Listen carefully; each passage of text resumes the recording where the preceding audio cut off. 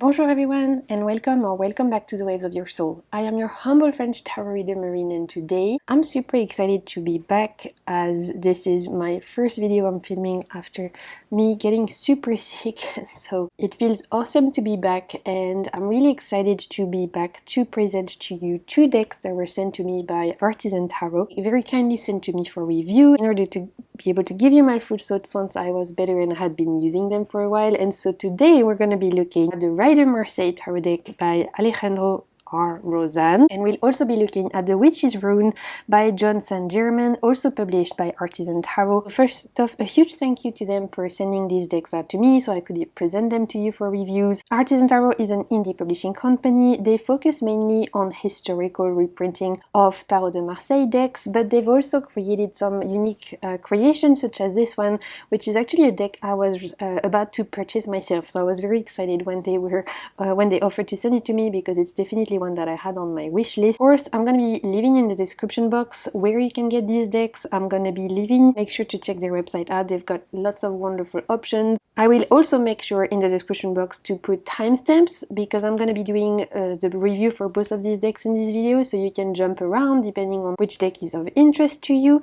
Before I get into it, I just wanted to share with you what was included in the package. We had these beautiful postcards which are inspired by the Tarot de Marseille, which are absolutely lovely. I don't really want to send these. I want to frame them and keep them for myself. They're really beautiful. They also very kindly sent to me a Seal of Solomon, so you can find lots of cool stuff on their website. They have not just decks, they have also like other little paraphernalia and stuff. So in the description box you will also find all of my other social media links and other videos of mine you may want to check out if it's your first time here. And so without further ado, get into this review. We'll talk about this one first and then we'll move on to the tarot. Let's go.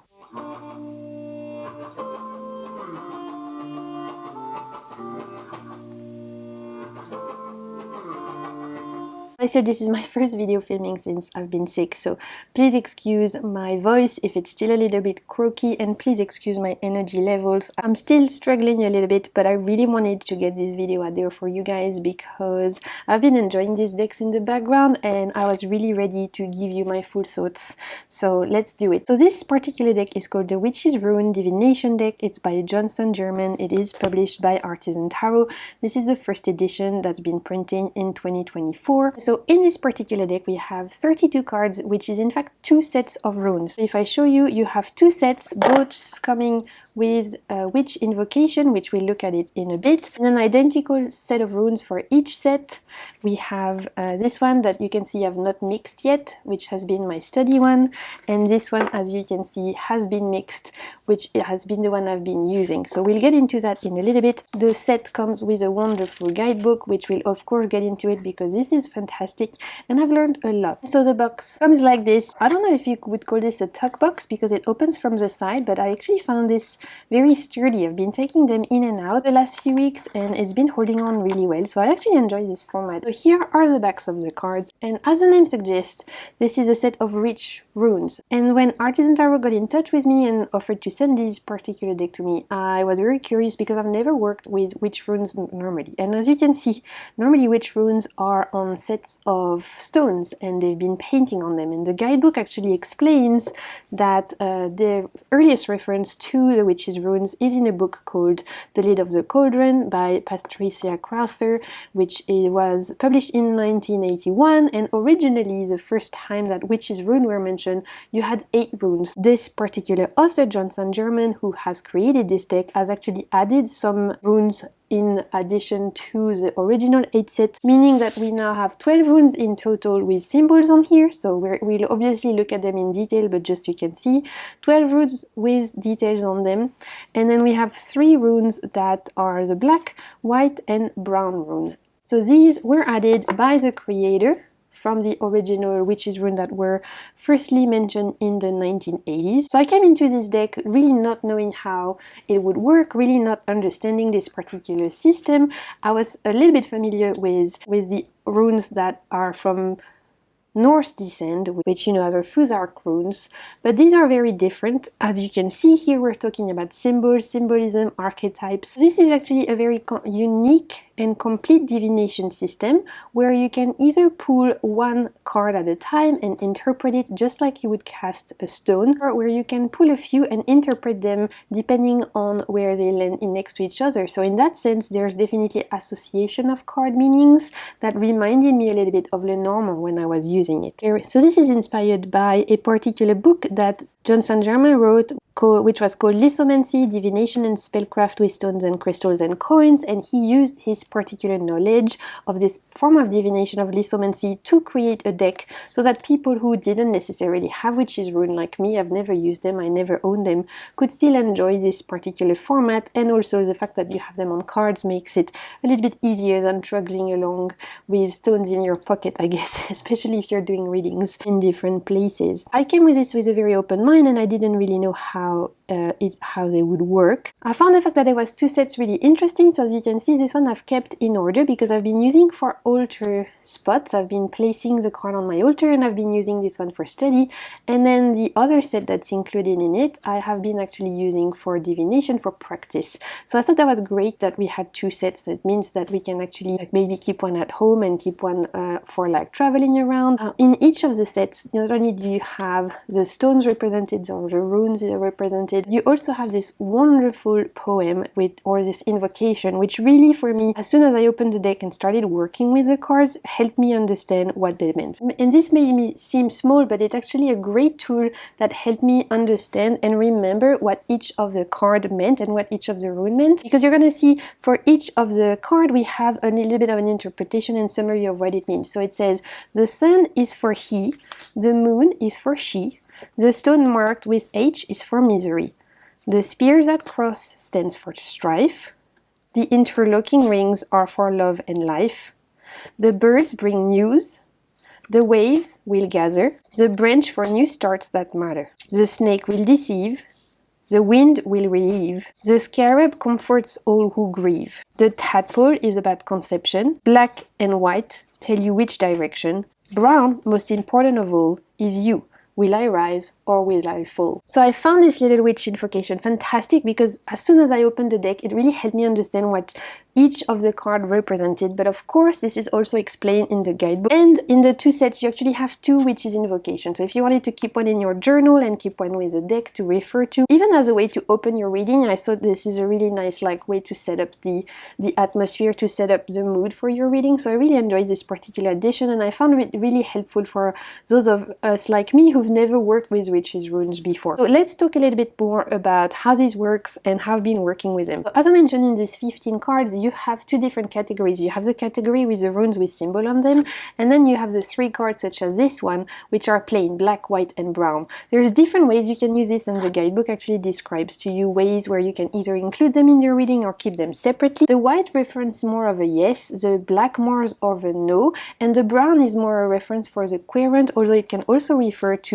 material wealth and health. So it depends on what you use. The way I've personally used them is that I've either left them in my reading or I've kept them separately, and I've actually been using a pendulum for my yes and no question and putting the white, black and brown, in front of me and seeing where it goes. So I've been using these particular little minor arcana cards, the white, brown and black card, for pendulum. The other ones I've been using more, like I said, specifically for casting, for divination. The easiest way I found it personally, because I'm still getting used to the system, have been to pull 1 to 2 cards, because the meanings will change in correlation to what they land in the same way as Lenormand's, and because I was still new to the system, I found it easier to pull just 1 card per question. For divination though, I found this really interesting because these are rooted in very nature-based archetypes, right? We have the tadpole, the wind, the branch, the wave, and for me this is an easy way to relate to nature, but also easy to connect back to something a little bit larger than myself, and to think about how our question can relate back to this particular archetype. So I use this deck in different ways for different questions, mostly for divination, like I said, whether it was questions around my day-to-day issues, maybe some questions around financial matters. I even pulled a card for my friend who had some car issue, truly based on day-to-day reality matters. And I found that it spoke really well for that, for all of those of you who enjoy fortune telling. And what really blew me away about this particular deck truly is the guidebook, because without the guidebook I would have been very lost, but this is really well done. It really holds your hands. So the guidebook will give you a quick introduction and it will explain to you the story of the Witches Rune. Like I was saying, we have the history, so where it first came from, and then how this particular author decided to add some runes that he had interpreted himself. And then we go straight into the meaning of each rune. So for each of the cards you will have one page. The great thing about this is that not only does it give you the meaning of the card, so for example for the sun, we have the sun shows a bright and radiant sun drawn in red and yellow. The sun represents a viral male, or the questioner if he is male. The sun predicts success, positive gain and successful outcomes. This rune can also hint at recognition, honors, a promotion, or successful year. In that sense, I think it's very like the sun in tarot, right? Very powerful energy. It's the inner spirit, the life force itself, which radiates outwards and empowers every activity. In full force, all things are possible. When occluded or clouded, activity becomes difficult and energy is low. Just as all planets orbit the sun, cards that fall near the sun are especially affected by the orbital power of its influence and may find it difficult to escape its orbit. Usually when you pull this card in combination with other, it will truly illuminate. And so for me, the way I would read this is that if I'm pulling several cards but I have the sun in there, if I've put, for example, something a little bit more difficult, such as the snake, as the snake represents here arrival, complex situation, deceptions, again very similar to Lenormand in this case. I personally, if I pull the sun and the snake, would feel like the sun illuminates the situation. It makes it a little bit less bad, for example. So for example, for the spear, they represent argument, conflict, disagreements, battles, you know, two things going into two different directions. However, it says this isn't always bad. If it lies next to a positive or lucky rune, it can present the ending of conflict. For example, if it's next to the rings, it can predict reconciliation. So it will give you information what the runes mean individually, but also next to specific other runes, which I found again very helpful. And I really think that for those of you who are familiar with Lenormand, be used to this kind of system where a card on its own means something, but a card next to another can definitely like change its meaning. So we have individual meanings for each of the card, and like I said, the ones with symbols truly act as major arcana. There are big themes, and then the three plain cards or runes are a little bit different. They're almost like their own little set. So for the black stone, we have the idea that it can represent a no. For the white, it can represent a yes.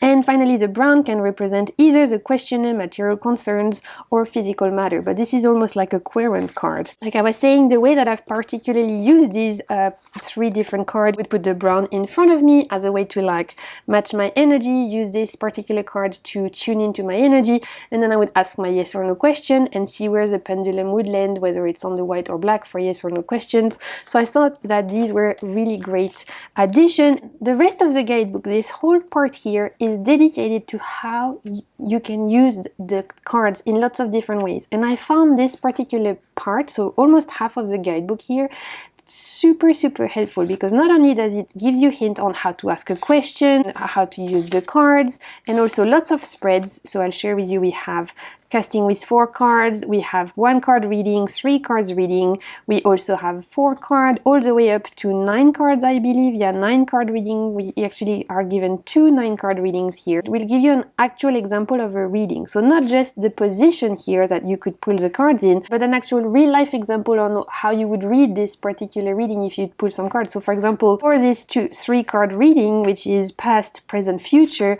we have the example of someone who asked the author, will this new relationship work out? And they gave us the 3 cards that were pulled and how they would interpret that. And there's a ton of real life example readings in this that have made it also for me a great read, and so much easier to understand how you can use the deck, because it helps to bring it back to day-to-day life, right? Then you have a particular section about how to use the black, white, and brown card. And so again, it mentions how you can use them for yes or no question, giving a proper example, either using a pendulum or using the card. Part of this reading is actually dedicated to how you can turn a reading into a ritual, which might have been my favorite part of the guidebook, because this is truly like a glimpse into how the author John Saint Germain potentially approach his readings, cast his reading, approach his practice as a fortune teller, as a divination practitioner. And so we have lots of hints here on how to particularly like use these runes in a more ritualistic way. There are mention on how you can emulate a casting with using face up and face down cards, where you would emulate casting stones. So for example, and so the guidebook gives you example, which I've done myself, where you would potentially mix different cards in, so keeping some face up, keeping some face down, and potentially closing your eyes when you're asking the question, and then pulling 3 cards with your eyes closed, and then seeing, for example, if I pull a card that's either face up or face down with my eyes closed, just like if you had thrown some stones, if the cards you've pulled are face up, it means that it's something illuminated, something that you already know.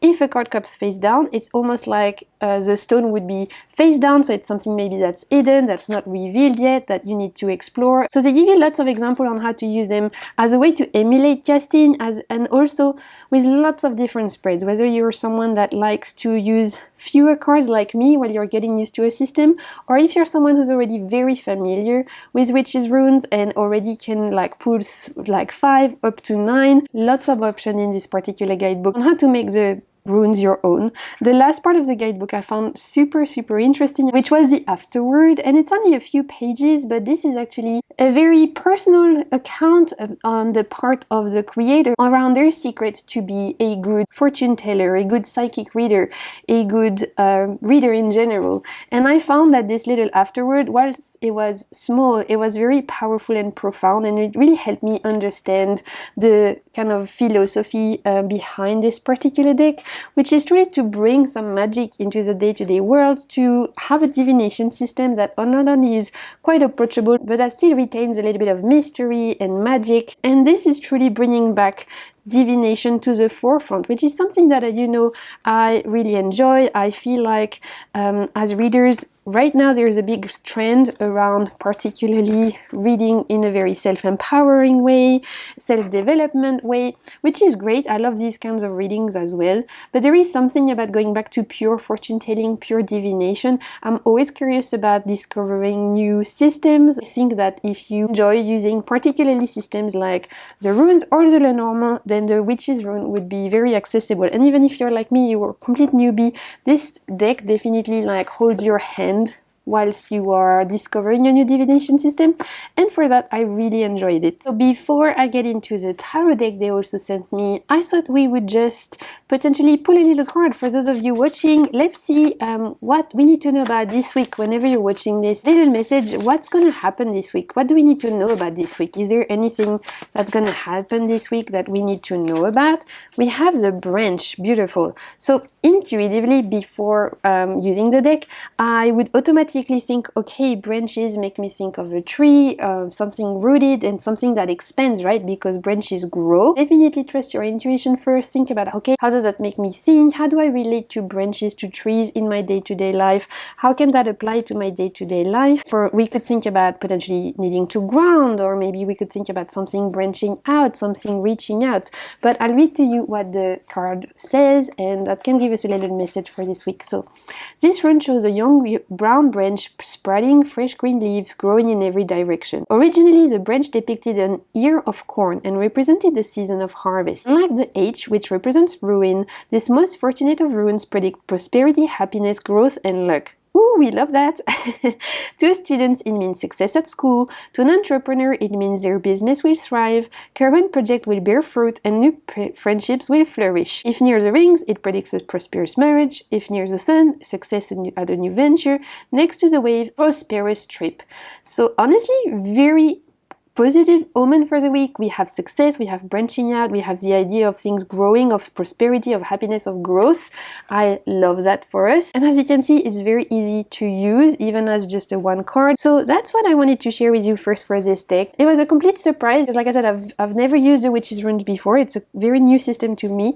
However, I thought that this did a great job at making it accessible for a beginner like me. I thought that as a divination system, it's just enough card that it's not too overwhelming, so it's easy to like pull a few cards, get quickly used to. And like, I thought that the addition of having 2 sets of cards made it super easy to use, because you can actually keep one for practice, keep one for altar, keep one for at home, and take one away. So yeah, fantastic little deck, great interesting divination system. Let's move on to our tarot deck. Let's talk about the Rider Marseille Tarot by Artisan Tarot, which is actually the deck that they originally got in touch with me about, and that I was super excited to receive for review, because this is actually a deck I was looking at myself, that was on my wish list, so I was very excited and grateful when they got in touch about presenting it to you guys, because something that I love, which is a combination of the Rider-Waite Tarot and the Marseille Tarot. So this comes in a tug box. Again, you can get this on Artisan Tarot. I'll make sure to leave the link down below. Beautiful tug box with, we have in the inside the same backings as the deck, which I thought was a really nice touch. And it is explained that this is a deck that was created by Alejandro Rozan. The artwork, which is giving that very wood-cutting traditional Tarot de Marseille artwork,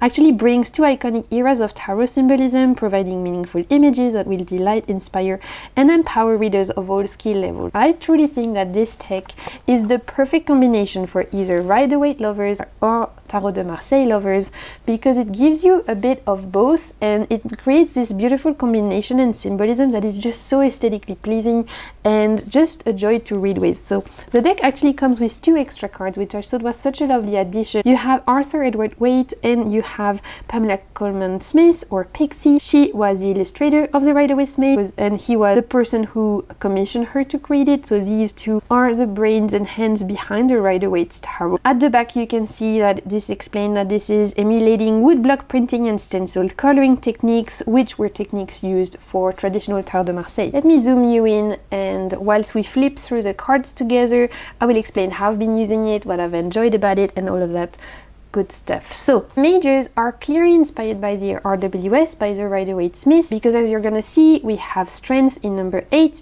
We also not have La Maison Dieu, but we have the Tower. So the major arcana is definitely rooted in RWS symbolism and roots, but the art style has been emulating traditional Tarot de Marseille with the wood cutting vibes, specifically in the faces, which I love, because as a French person, because yes, if my accent didn't give it away, I am very French, I love Tarot de Marseille for its tarot history and for its beauty. I think aesthetically pleasing, the majors are always so beautiful. I love the wood cutting effect, and I especially love in older Tarot de Marseille the faces, which always are so expressive and very different to what we're used to seeing in modern day decks. That being said, as a reader, I find pip decks to be sometimes a little bit more limiting. It's something I've grown more accustomed to and something I'm definitely more comfortable with, but I remember when I started reading tarot, I found Tarot de Marseille very daunting because of the minors that didn't really represent anything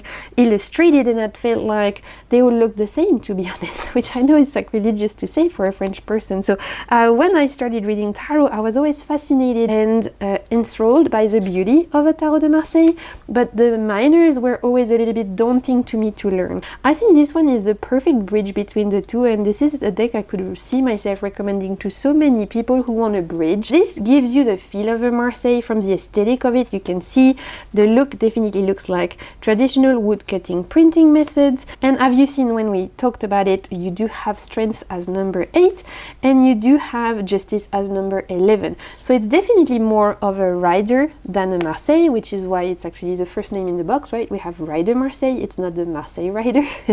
So that makes a lot of sense. And then when we get into the minor, and again, we see the inspiration from the RWS here, we have the Tower and not La Maison Dieu, which is normally how the Tower was called in early like European decks, specifically Tarot de Marseille. This gives you already that beautiful Marseille feel, but for those of you who are more used to the RWS, in an RWS inspiration. So you will see all the symbolism that you're used to. For the sun, we have the baby on the horse, and we have the sunflower, all the traditional Smith-Waite tarot symbolism that you're used to seeing in this beautiful historical style. When we get to the minors, that's where things get really interesting, because the minors are fully illustrated, like you're gonna see, and they're illustrated with the core of it keeping to RWS roots. So for example, you can see fully illustrated 2 of Wands is the traditional person looking at a globe, looking over at the horizon, very RWS, very Rider Smith inspiration. But the wands are actually taken from a traditional Tarot de Marseille. And this is where I think this is a beautiful mix,